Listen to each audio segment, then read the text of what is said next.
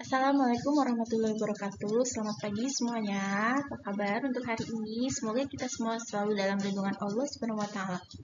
Baik, untuk pagi hari ini kita akan membahas tentang pendudukan Jepang. Nah, pendudukan Jepang ini dari tahun 1942 sampai 1945.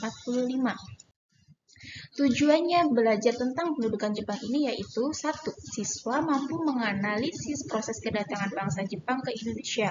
Yang kedua, siswa mampu menganalisis sifat pendudukan Jepang di Indonesia.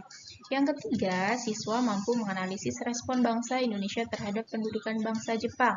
Nah, yang keempat, siswa mampu menalar sifat pendudukan Jepang dan respon bangsa Indonesia. Dan yang terakhir, yang kelima, yaitu siswa mampu menyajikan hasil penalaran dalam bentuk ceritanya.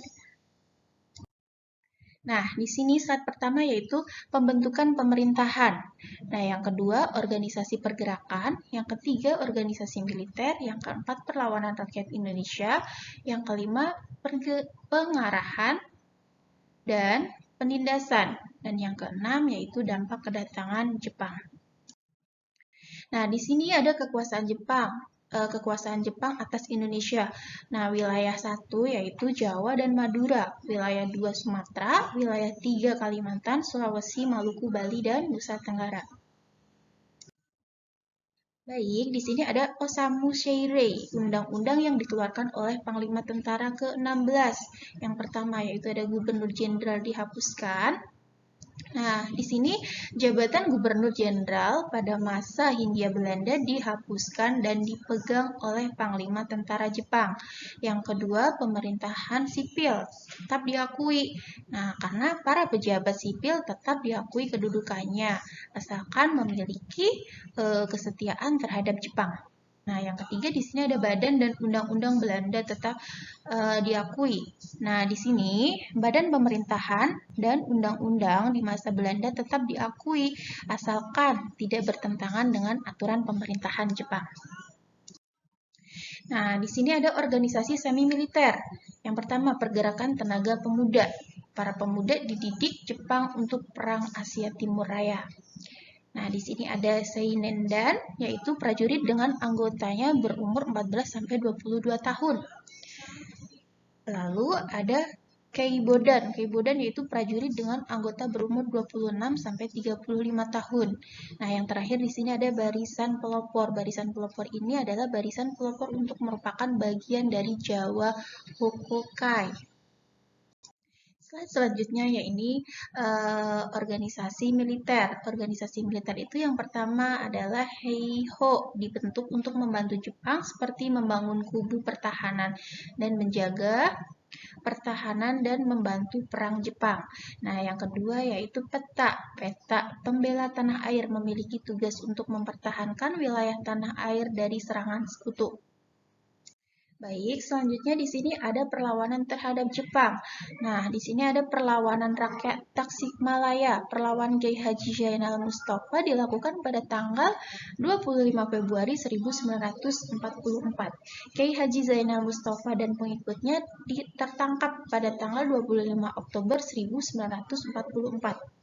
Nah, lalu perlawanan rakyat Indramayu. Latar belakangnya perlawanan adalah karena adanya paksaan Jepang untuk mengumpulkan padi rakyat. Di sini ada perlawanan rakyat Kalimantan. Perlakuan semena-mena Jepang kepada rakyat Kalimantan melatar belakangi perlawanan tersebut. Nah, selanjutnya ada perlawanan rakyat Aceh. Perlawanan rakyat Aceh ini dipimpin oleh Tengku Abdul Jalil. Perundingan dilakukan pada tanggal 10 November 1942, namun gagal dan terjadi perang.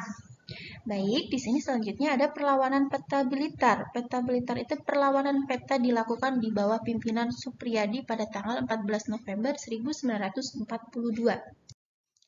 Nah, lalu di sini ada ekonomi perang. Kebijakan ekonomi perang yaitu yang pertama, penyerahan wajib. Penyerahan wajib yaitu hasil panen ternak dan harta. Yang kedua, hasil kekayaan alam yaitu tambang, perkebunan, dan hasil hutan.